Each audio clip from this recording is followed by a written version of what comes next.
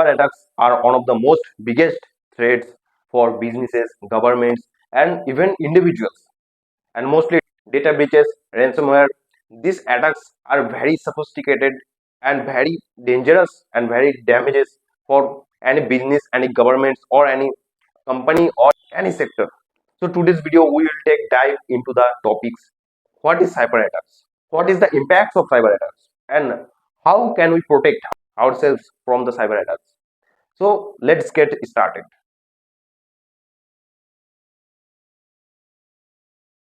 So what is cyber attacks? Cyber attack basically जो सबसे ज्यादा यूज और सबसे ज्यादा साइबर अटैक होता है, 5 टाइप का होता है।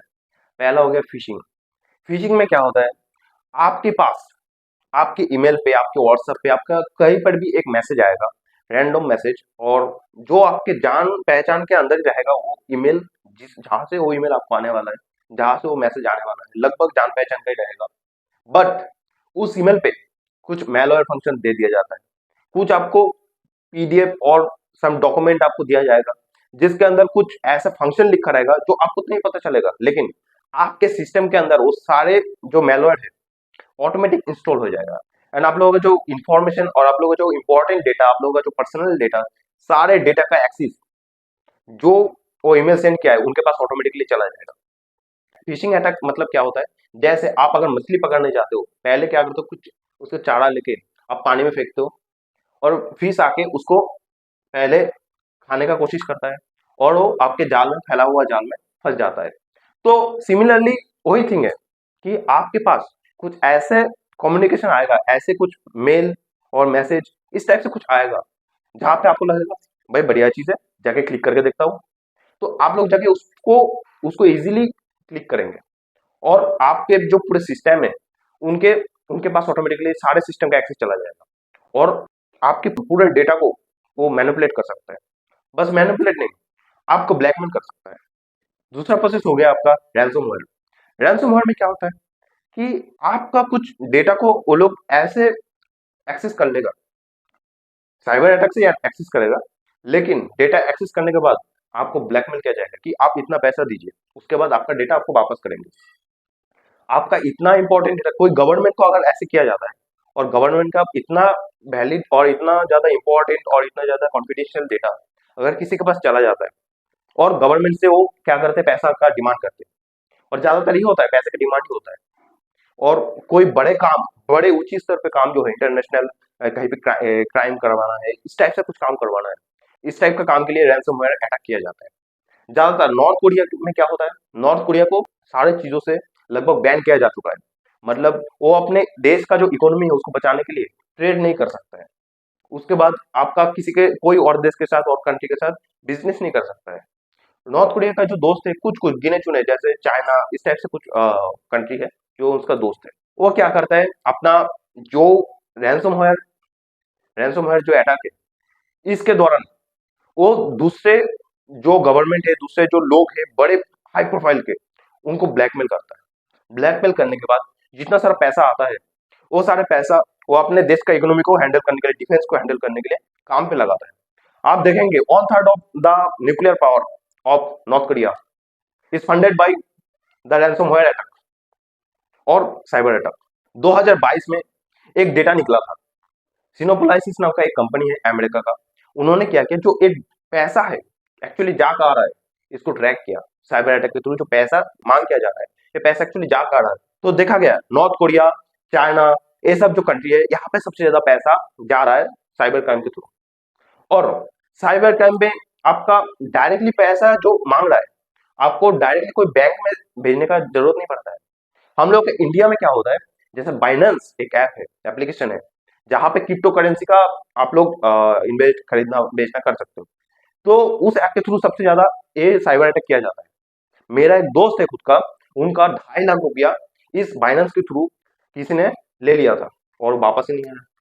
वो क्या करता है, रैंडम रैंडम पर्सन का यूज करके बाइनेंस के थ्रू आपका पैसा यहाँ से वहां पे, वहां से यहाँ पे, इस कंट्री से उस कंट्री में पहले ट्रांसफर कर लेता है और एट द एंड अल्टीमेटली उनके पास ही आना है, लेकिन ये ट्रांसफर डायरेक्टली नहीं करते हैं खुद के अकाउंट पे।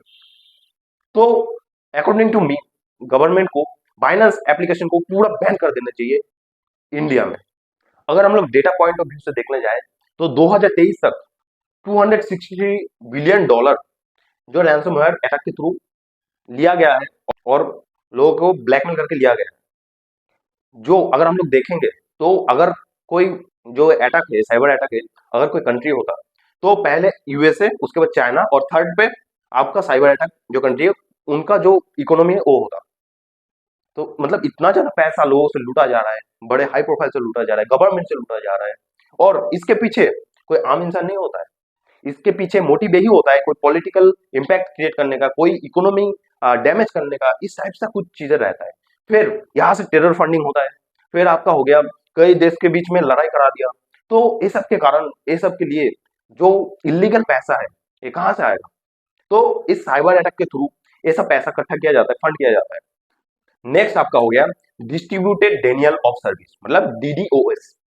ये क्या होता है? ये अटैक जो होता है इसमें क्या किया जाता है, आपका जो सर्वर है, आपका सर्वर पे कुछ ऐसे मेल और फंक्शन और ऐसे चीज मतलब लोड ओवरलोड कर दिया जाएगा सर्वर को कि पूरे सिस्टम काम बंद कर देगा।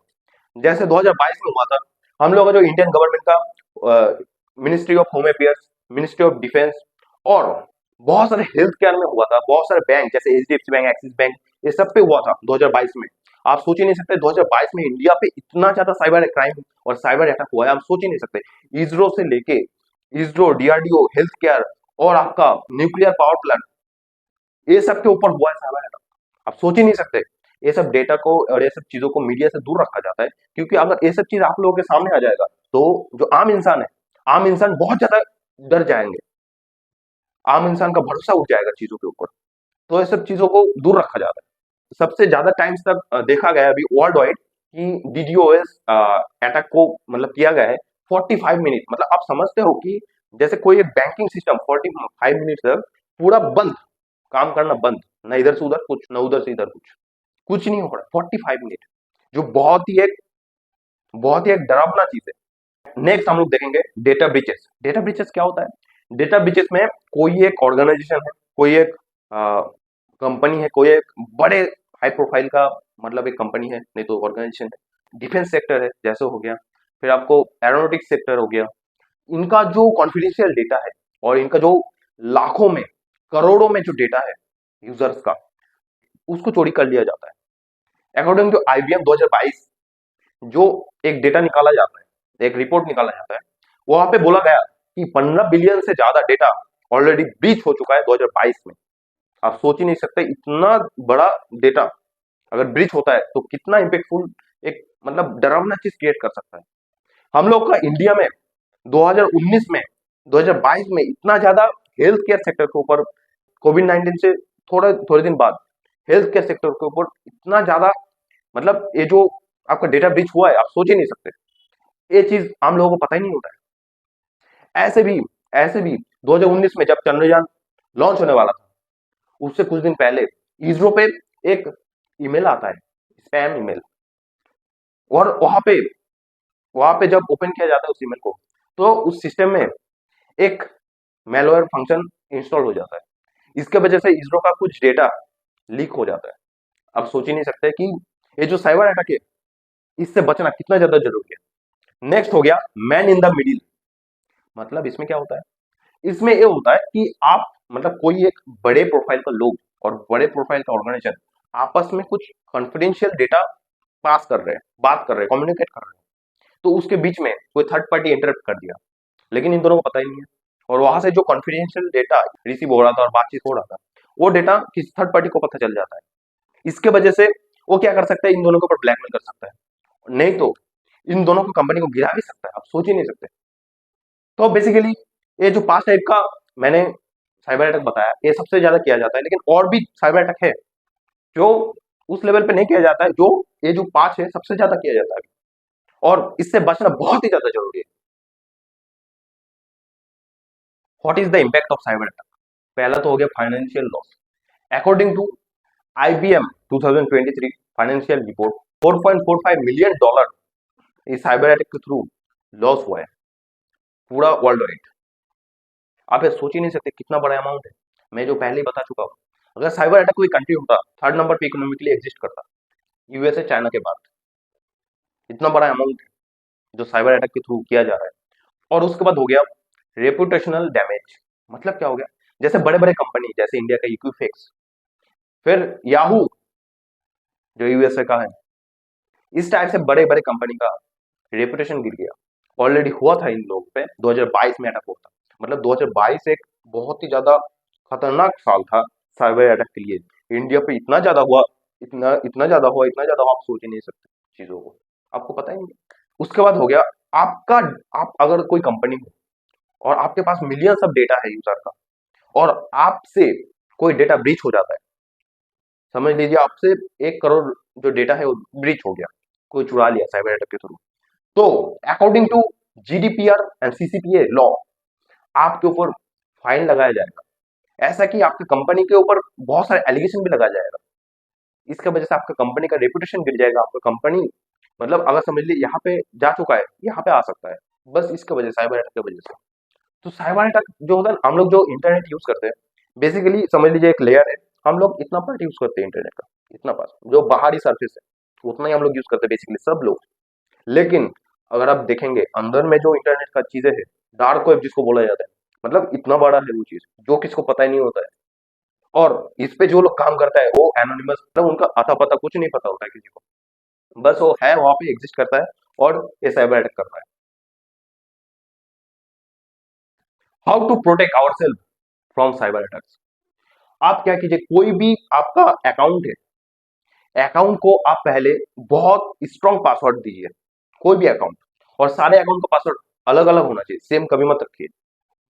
बहुत लोग करते हैं कि पासवर्ड याद नहीं रहता है, इसका वजह से सारे अकाउंट का पासवर्ड एक ही दे देता है, जो नहीं करना चाहिए कभी। टू फैक्टर ऑथेंटिकेशन एनेबल कीजिए, कि जब आप लॉग इन भी करने जाओ तब आपसे कुछ ओटीपी नहीं तो कुछ मांगे, कि आप प्रोवाइड कीजिए, उसके बाद ही मैं लॉग इन करने दूंगा। उसके बाद हो गया, आप एप्स को जो आपके मोबाइल में सिस्टम में रहता है उसको हमेशा अपडेट कीजिए। अपडेट करने का मतलब ये होता है कि कुछ कुछ चीजें हैं जो बाहर निकल जाता है, उसको जो उस ऐप का ओनर है और ऐप का जो डेवलपर्स है उसको हमेशा अपडेट करते रहते हैं। मतलब फंक्शन फंक्शन से लेके आपका कैसे उसको चलाना है, कैसे उसको रन करना है, सारी चीज को मैनेज करते रहते हैं और अपडेट्स आते रहते हैं उसका। तो हमेशा अपडेटेड एप्स यूज कीजिए।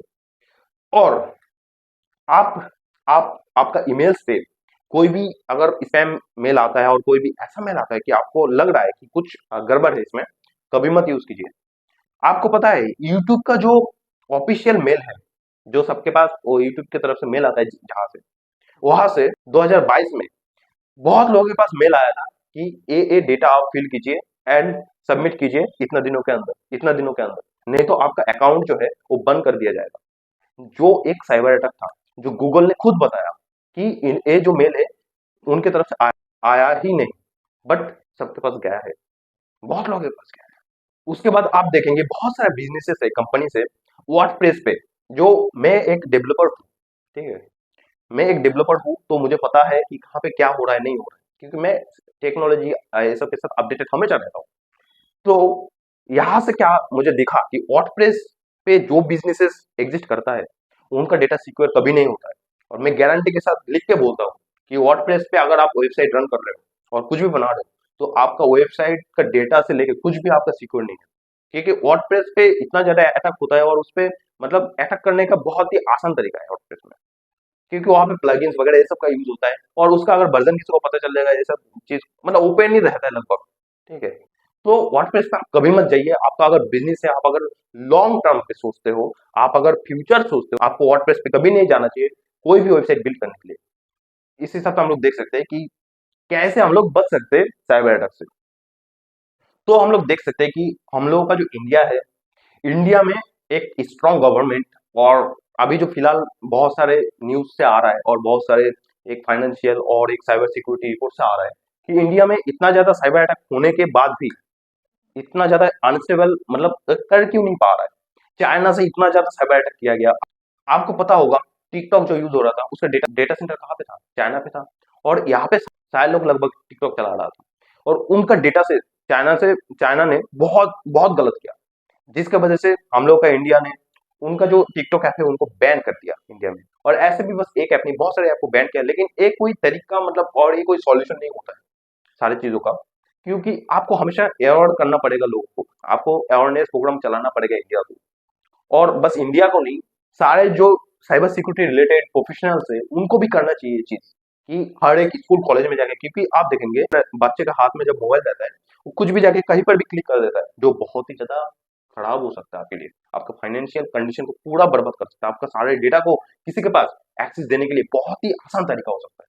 तो बच्चों को पहले समझाना चाहिए, हम लोगों को बड़े को समझाना चाहिए कि एक्चुअली यहाँ पे ऐसा करना चाहिए, ऐसा करना चाहिए। मतलब इस टाइप से जो चीजें हैं, हम लोगों का चैनल पे हम लोग ऑलरेडी प्लान करके रखे हैं कि अगर हम लोग का चैनल पे 1000 सब्सक्राइबर अगर क्रॉस कर जाता है जल्दी से जल्दी, तो हम लोग 50 स्कूल एंड कॉलेजेस पे जाके ये cyber security related awareness programme चलाएंगे, और जो बिल्कुल फ्री रहेगा। और हम लोग टायर ऑन सिटी में जाके नहीं, जो सबसे नीचू टायर 3 सिटी से वहां पे जाके चलाएंगे, क्योंकि सबसे ज्यादा पैसा वही से लूटा जा रहा है। आपको पता है क्यों? क्योंकि उनको कुछ पता ही नहीं होता, कहीं पर भी कुछ भी जाके क्लिक कर देते हो, उनका इनकम सोर्स इतना ही कम होता है, तो सारे इनकम वही पे लुटा देते हैं। तो एक गांव में सबसे चलाना बहुत जरूरी है, और शहर शहर में क्या होता है, सब लोग लगभग अवेयर रहता है, मोबाइल हमेशा मतलब कुछ ना कुछ इंपॉर्टेंट चीज देखते रहते हैं, तो उनको लगभग पता होता है। लेकिन शहर में भी चलाना जरूरी है। आपको पता है जो फेसबुक यूट्यूब कुछ भी आप चला रहे हो, इसका डेटा सेंटर अभी कहाँ पे? सिंगापुर में। और ये सबसे अच्छी बात है, जो जियो है, जियो की तरफ से पूरे डेटा सेंटर हैंडल किया जाएगा, और वो इंडिया में रहेगा, जो सबसे एक सिक्योर और सबसे एक अच्छा और एक बेनिफिशियल चीज हो सकता है। क्योंकि आपको नहीं पता कि आपके डेटा के साथ क्या किया जा रहा है सिंगापुर में, लेकिन इंडिया के अंदर जब रहेगा, और नॉन कंपनी हम लोग का जियो, और गवर्नमेंट जब इस पे डायरेक्ट नजर देंगे, तो एक डेटा का सिक्योरिटी जो है बहुत अच्छा हो सकता है, और जॉब भी और ज्यादा क्रिएट हो सकता है, क्योंकि यहाँ पे एम्प्लॉयमेंट भी क्रिएट हो जाएगा तब। तो एक बहुत ही एक अच्छा मौका है। तो thank you guys full video देखने के लिए। आप लोगों को अगर पूरे वीडियो से कुछ नॉलेज मिला है साइबर सिक्योरिटी रिलेटेड, आपको क्या करना चाहिए, क्या नहीं करना चाहिए, आपको किस हिसाब से क्या अपडेटेड रहना चाहिए, तो आप लोग प्लीज वीडियो को लाइक कीजिएगा एंड चैनल को सब्सक्राइब कीजिएगा। एंड आपके मन में कोई ऐसा टॉपिक है जिसके बारे में आपको जानने का बहुत मन है, तो आप लोग अगर कमेंट कीजिएगा, तो उसके ऊपर हम लोग इतना गहराई से आर करेंगे, एंड आप लोगों के लिए एक प्रेजेंटेशन, विजुअल प्रेजेंटेशन लाएंगे कि आप लोगों को उसके बारे में फुल डिटेल्स, फुल डेप्थ में जानने को मिलेगा। Thank you guys.